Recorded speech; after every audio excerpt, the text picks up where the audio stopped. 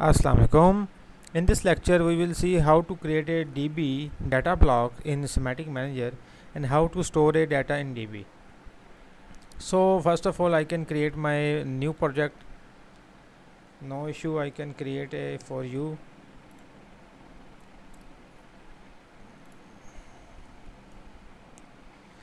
So I am now giving any name. Now I can add an my station of S7300 PLC.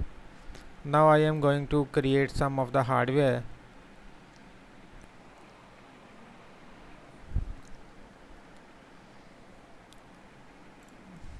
In my hardware configuration I will add the CPU only because I am doing simulation, so I do not need other peripheral devices. So this is my S7300. First of all I will add the rail, then I will go to the CPU and this is my CPU 3152DP and it is add, that should be in the position number 2. So it is added now and OK and save and compile. So now all is done from here. Now I can come it here and I am now open my block and this is my OB1, that is the main block. So I can right click and I can insert a new object, that is my data block. So it will ask me to name and type of the DB. What should be the name and type of the DB? So I can say that is a DB1. You can take another name, DB2 or something else, but I am using a DB1. So what is the name of the symbolic name? If you want to use any name, so you can use it here, any symbolic name or symbolic comment. So I can click on OK. So DB has been created. So I can double click on it. So here I can create my DB. So I can write here about a name of the my input. Let's say first of all I am now making a DB of digital inputs and digital outputs. So I can say that is an on switch and there can be a bool because it is an basically an binary. So I can declaration line after selection. Now I can click on the on, that will be an off switch now. So this is my off switch. Here is a bool also and it is also a false. So initial value is false. When we will make it true, it will be true. So if you want to comment anything, then you can comment I am removing this one. So I can save my DB. So I can go here to the main screen and open my OB1. It will ask me about the language, that is my ladder language. I can click on OK. Now my program is now here. I can click on NO contact, NC and coil. So this is our one of the favorite program, holding and latching. Now I can make it close. So I can now give an address of my DB on switch. That was my on switch. So it will ask me to find out your switch. I can open it and this is my on switch and I can select this one. So this is my basically, if we want to switch on my something output from my SCADA system or from HMI, I can use my DBs. So there is an off switch. I can say DB1 again and I can use an off switch. This is an off switch and this is my output Q0.0 and this is my another output Q0.0. Now all is done. For my digital inputs I can go and download my block. First go to the PLC.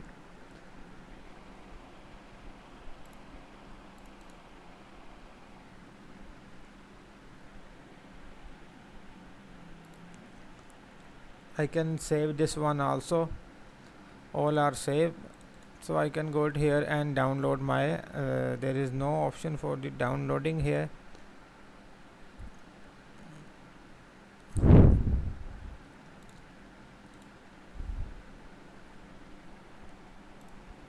I think there is something setting is something missing, so I can go it here, object properties, that is selected to be a PCS 7, so I can make it step 7.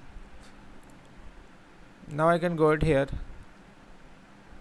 Now I have an download options, so that was download was missing due to the PCS 7 setting. So I can now downloading my blocks. Yes, yes, yes, and yes. So restart my block. So these blocks have been downloaded into my simulator in the PLC sim. So I can go it here. Now I can download my this program. Here is again the same issue, there is no download button, so I can close this one and open it again. Now download is okay. Now I can download this program. It will ask me to OB1 is already exists. Override yes.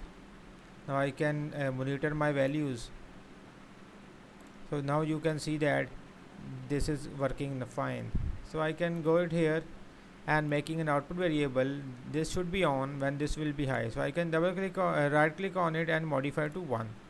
So it will be on. My Q0.0 will be on. So these of the address I can given to the my SCADA screen, HMI screen, for the purpose of switching on of my physical outputs. So you can use any of your application. So I can make it 1 and it is 0, holding has been unlatched. So this is how to use a data blocks for digital inputs. Now we are proceeding this one for analog input outputs, or for some data register storage the value of some data register in data blocks. So let's see, I am here now and I can make it another network. So here is a counter, so I can use a counter it here. So this is basically my input, this is my output. Counter should be C0, and this input can be any input. You can use a DB input or you can use an I0.0. So this should be a Q0.1. So in counter lecture we see that MCV is used for storage the data of a counter value in our data register. So here I am using a data register of a data blocks. So first of all we will again go here in our main schematic manager screen and create another data block for analog or data register values or for counter values. So I can go here and I am adding a data block. So this name is db2. I can click it OK and open it one. So I can say it here that it is a counter value.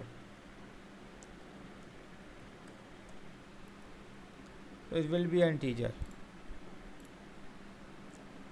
You can make it double integer, real, or something else, whatever your data type is. So I am making it at this time integer value. So I can save this one and I can go to the main screen and open the OB1. So I am using it here db2.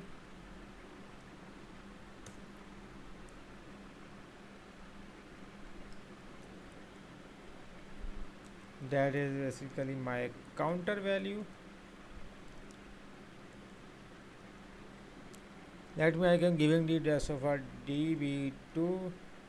That was my data block dot data block w for word data register and 0. That is my basically actually address is where I am saving the value of my counter value. Now I can download this one and override this one, but it will not work because db2 is not downloaded, because that is why my this may not work, this function. So let me try this one. I can put it one that is working fine. So you can see that if I am giving the input, so my data is storage is in data block. W0, which is a word of 16 bits. So that is how to you can save your data in data blocks. So this is a short video for DBs and uh, how to save data in DB and how to use for digital inputs and for data registers. Thank you very much. See you in the next video for more content on DBs and FB and FCs. Allah Hafiz.